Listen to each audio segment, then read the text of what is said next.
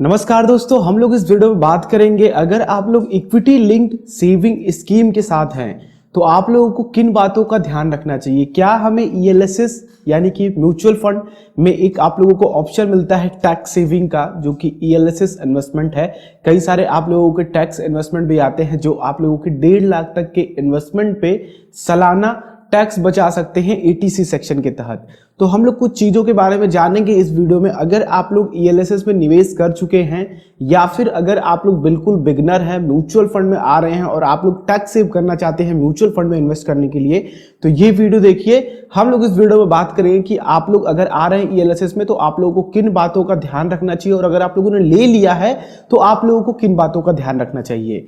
आप देख रहे हैं द इंडियन ट्यूबर चैनल और मैं हूं रवि। आप सभी का एक बार फिर से हमारे और आपके द इंडियन ट्यूबर चैनल में स्वागत करता हूं। चैनल पे नए हैं, अगर आप लोगों का भी interest mutual fund, investment, technology को सीखने और समझने के लिए है तो चैनल को सब्सक्राइब करें और बेल आइकन को भी क्लिक करें। आने वाली हर एक वीडियोस की नोटिफिकेशन आप लोगों तक सबसे पहले आएंगी।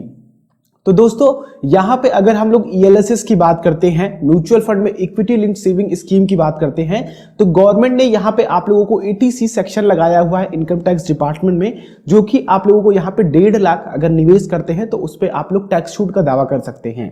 ये तो बात रही, थोड़ी सी साइड करते हैं इसको, ये सभी जानते हैं। ज्यादा डिटेल के लिए ईएलएसएस क्या है, किस तरह से निवेश करना है और भी क्या सारी पहलू हैं ईएलएसएस के जानने के लिए, मैं नीचे आप लोगों को वीडियो को डिस्क्रिप्शन में लिंक दे दूंगा। वहां मैंने काफी अच्छे से एलुब्रेट किया आप लोगों के लिए। वहां पे आप लोग ईएलएसएस के बारे में काफी डिटेल में समझ पाएंगे।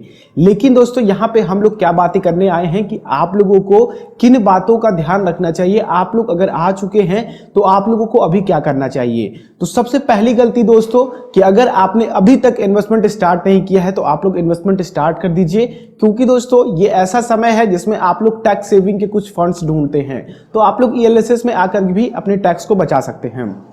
अब दूसरी चीज दोस्तों यहां पे ये आती है कि आप लोग इसे केवल टैक्स सेविंग इन्वेस्टमेंट समझ करके निवेश करते हैं, जो कि इसका मैच्योरिटी पीरियड 3 सालों का होता है। अब लोग यहाँ पे गलती क्या करते हैं कि इनके फंड्स तो काफी अच्छे होते हैं, फंड्स अगर चूज करते हैं तो भी काफी अच्छी चीजें होती हैं यहाँ पे। जैसे कि यहाँ पे अगर आप लोगों ने फंड चूज कर लिया तो आप लोगों को 3 साल बाद बेहतर रिटर्न देखने को मिल जाएगा। 3 साल बाद आप लोग यहाँ से पैसा निकाल सकते हैं।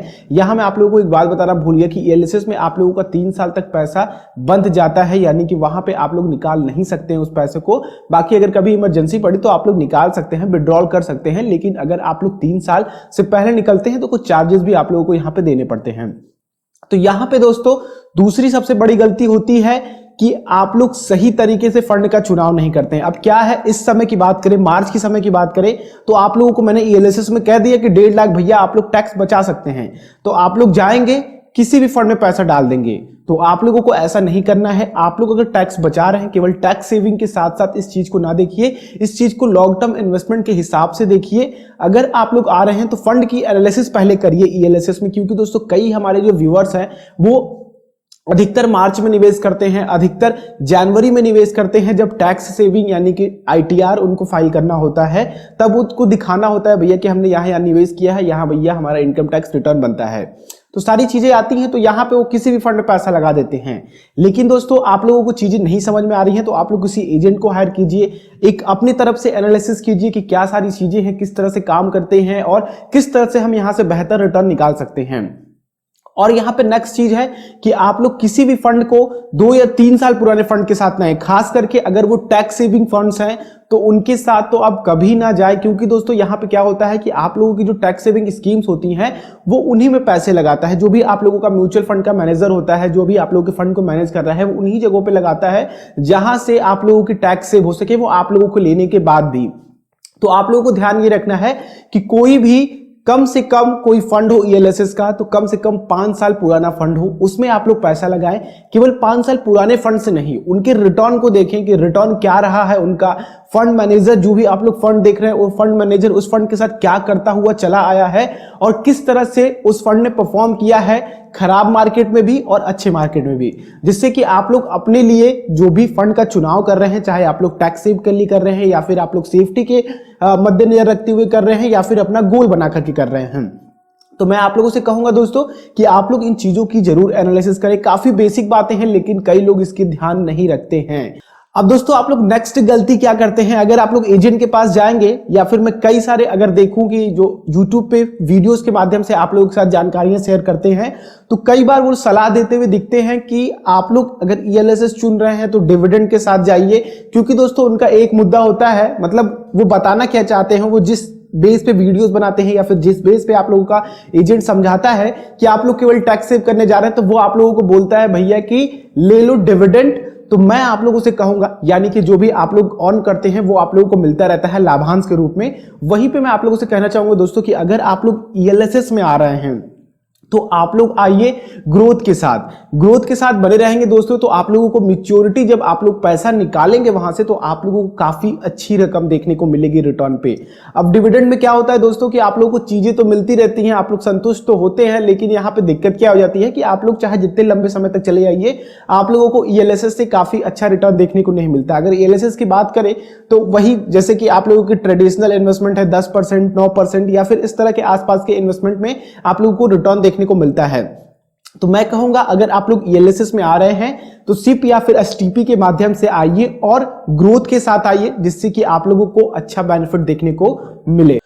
और दोस्तों अगर मैं आप लोगों को कुछ और चीजें एक बार जानकारी में ला करके देना चाहूं, क्योंकि दोस्तों ये ऐसा समय है कि आप लोग टैक्स सेविंग स्कीम ढूंढते हैं, टैक्स सेविंग इन्वेस्टमेंट ढूंढते हैं, तो मैं आप लोगों से कहूंगा दोस्तों कि आप लोग लिक्विड फंड्स को एक बार जरूर कंसीडर करें।